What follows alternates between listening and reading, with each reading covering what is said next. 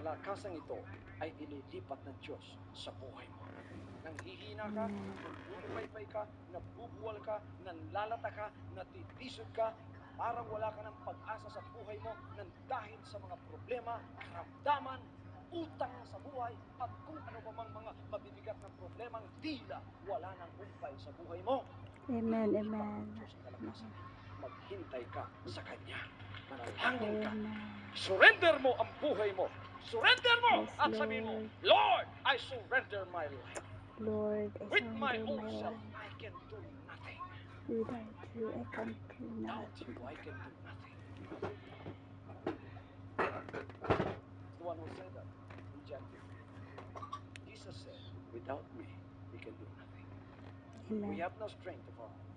We are limited in power. We are limited in strength. We are limited in ability. And when